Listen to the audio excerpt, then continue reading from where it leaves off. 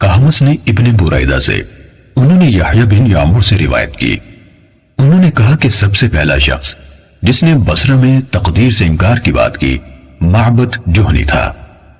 میں یعنی یحییٰ اور حمید بن عبد الرحمن حمیری حج یا عمرے کے ارادے سے نکلے۔ ہم نے آپس میں کہا کاش رسول اللہ صلی اللہ علیہ وسلم کے صحابہ میں سے کسی کے ساتھ ہماری ملاقات ہو جائے تو ہم ان سے تقدیر کے بارے میں ان آج کل کے لوگوں کی کہی ہوئی باتوں کے متعلق دریافت کر لیں۔ توفیق الہی سے ہمیں حضرت عبداللہ بن عمر بن خطاب رضی اللہ عنہما مسجد میں داخل ہوتے ہوئے مل گئے۔ میں اور میرے ساتھی نے ان کو درمیان میں لے لیا، ایک ان کی دائیں طرف تھا اور دوسرا ان کی بائیں طرف۔ مجھے اندازہ تھا کہ میرا ساتھی گفتگو کا معاملہ میرے سپرد کرے گا، چنانچہ میں نے عرض کی، اے ابو عبد الرحمن، یہ عبداللہ بن عمر رضی اللہ عنہما کی کنیت ہے۔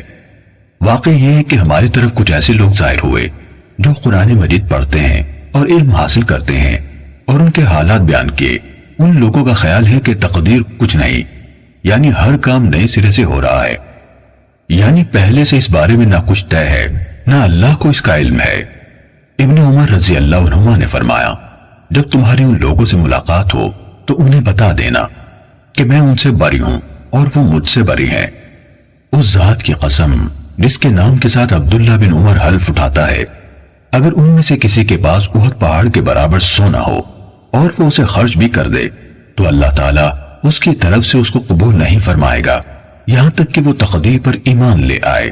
پھر کہا، مجھے میرے والد عمر ابن خطاب رضی اللہ عنہ نے بتایا، ایک دن ہم رسول اللہ صلی اللہ علیہ وآلہ وسلم کی خدمت میں حاضر تھے کہ اچانک ایک شخص ہمارے سامنے نمودار ہوا۔ اس کے کپڑے انتہائی سفید اور بال انتہائی سیاہ تھے۔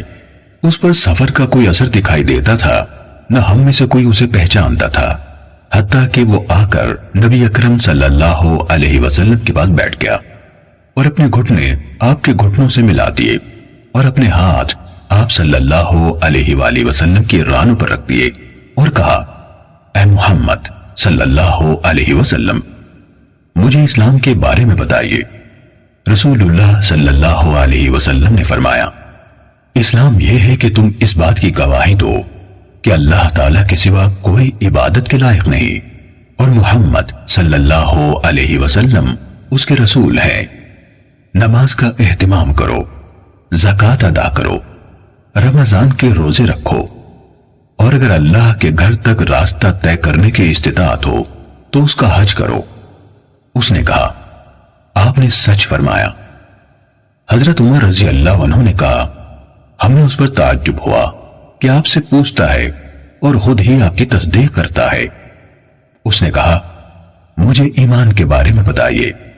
آپ نے فرمایا، یہ کہ تم اللہ تعالیٰ، اس کے فرشتوں، اس کی کتابوں، اس کے رسولوں اور آخری دن یعنی یوم قیامت پر ایمان رکھو اور اچھی اور بری تقدیر پر بھی ایمان لاؤ۔ اس نے کہا، آپ نے درست فرمایا۔ پھر اس نے کہا، مجھے احسان کے بارے میں بتائیے۔ آپ نے فرمایا، یہ کہ تم اللہ تعالیٰ کی عبادت اس طرح کرو گویا تم اسے دیکھ رہے ہو، اور اگر تم اسے نہیں دیکھ رہے تو وہ تمہیں دیکھ رہا ہے۔ اس نے کہا، تو مجھے قیامت کے بارے میں بتائیے۔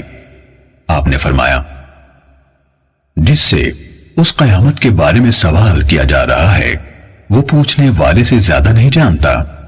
اس نے کہا، تو مجھے اس کی علامات بتا دیجئے۔ آپ نے فرمایا، علامات یہ ہے کہ لونڈی اپنی مالکہ کو جنم دے، اور یہ کہ تم ننگے پاؤں، ننگے بدن، محتاج، بکریاں چرانے والوں کو دیکھو کہ وہ اونچی سے اونچی عمارتیں بنانے میں ایک دوسرے کے ساتھ مقابلہ کر رہے ہیں۔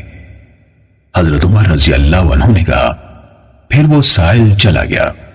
میں کچھ دیر اسی عالم میں رہا، پھر آپ صلی اللہ علیہ وآلہ وسلم نے مجھ سے کہا، اے عمر، تمہیں معلوم ہے کہ پوچھنے والا کون تھا؟ میں نے عرض کی، اللہ اور اس کا رسول زیادہ آگاہ ہے۔ آپ صلی اللہ علیہ وآلہ وسلم نے فرمایا، وہ جبرائیل تھے، تمہارے پاس آئے تھے، تمہیں تمہارا دین سکھا رہے تھے۔